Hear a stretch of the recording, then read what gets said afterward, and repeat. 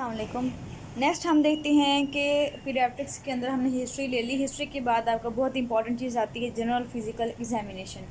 General physical examination की आपको अलग से भी कमांड आती है। मतलब अगर आपका शॉर्ट केस है तो वो आपसे कहते हैं कि जनरल फिज़िकल एग्जामिन करें। आपको विद इन द 4 मिनट्स जो है वो कंप्लीट करना होता है।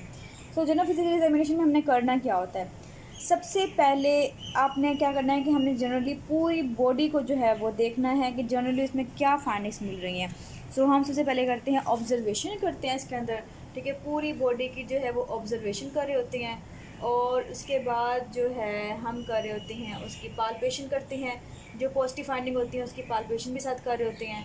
और थर्ड चीज़ जो है इसके अंदर वाइटल्स लेते हैं, वेरी वेरी इंपॉर्टेंट वाइटल्स लेना। और उसके बाद जो है हम करते हैं एंथ्रोपोमेट्रिक मेयर्स लेते हैं, मतलब उसका वेट हो गया, उसकी हाइट हो गई और उसकी जो है हेड सर्कमफेरेंस का जो है ना वो हो गया। सो हमने इसके जो है एंथ्रोपोमेट्रिक मेयर्स लेने होती हैं।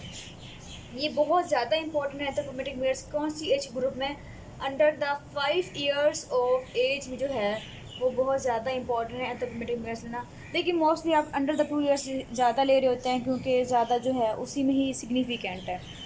अच्छा, आपने जनरल फिज़िकल एग्जामिनेशन करने से पहले कुछ ऐसी बातें हैं जिसका आपने बहुत ज़्यादा ख्याल रखना है।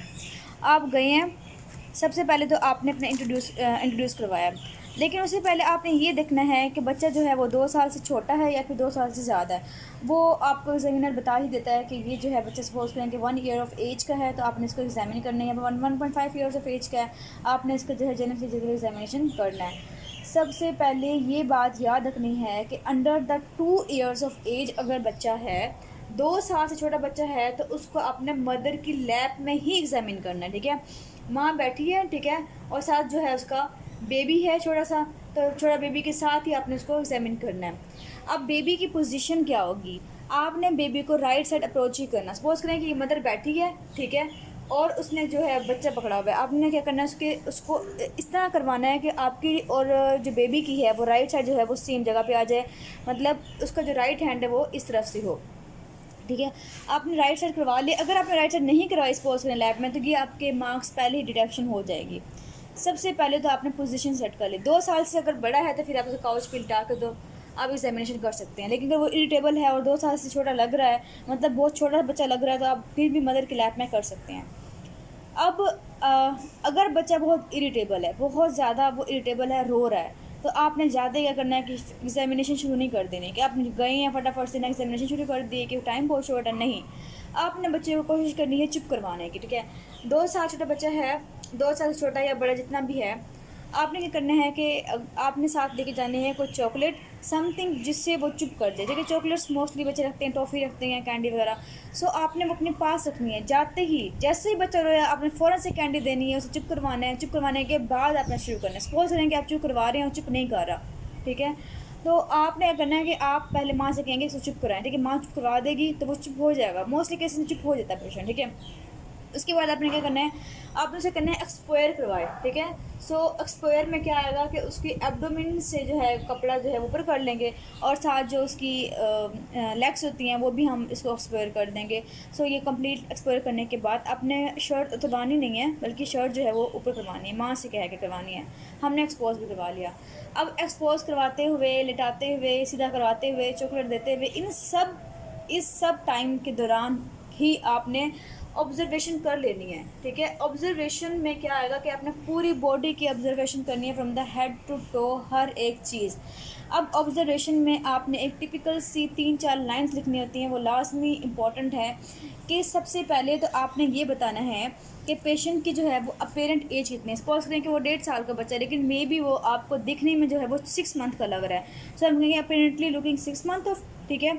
उसके बाद बिल्ड क्या है इसकी, नॉर्मली बिल्ड है या फिर जो है उसकी बिल्ड जो है वो नॉर्मल नहीं है। अच्छा, सीवियरली इल लुकिंग है या फिर जो है वो मॉडरेट इल लुकिंग है या माइल्ड लुकिंग है, ठीक है, या हेल्दी है, ठीक है, आपने वो बताना है। कॉन्शियस है या अनकॉन्शियस है, पोस्चर क्या है उसका, लाइंग, स्पाइन या फिर on the lap of the mother, ठीक है, आपने वो बताना है। न्यूट्रिशन स्टेटस बताना है कि अंडर न्यूरिश लग रहा है आपको या ओबीस लग रहा है अपनी एज से ज़्यादा, मतलब हेल्दी है या फिर वो अंडर न्यूरिश है। मोस्टली जो पेशेंट होते हैं वो अंडर न्यूरिश्ड ही होते हैं। इसके बाद बताना है कि स्टेट ऑफ हाइड्रेशन क्या है। स्टेट ऑफ हाइड्रेशन में क्या होती है कि संकन आइस तो नहीं है उसकी, ठीक है, तो आपने ये जो है उसके अंदर देख लेना है। उसके बाद बिहेवियर कैसा है, मतलब वो इरिटेबल तो नहीं है। अगर आपने जीपी करनी है स्टार्ट, तो ऑब्जर्वेशन के अंदर ही पहले 2-3 लाइन्स के अंदर ही बता देना है अगर वो इरिटेबल है, क्योंकि इरिटेबल चाइल्ड क्या होता है कि आपको फर्दर जो है वो एग्जामिनेशन नहीं करने देते।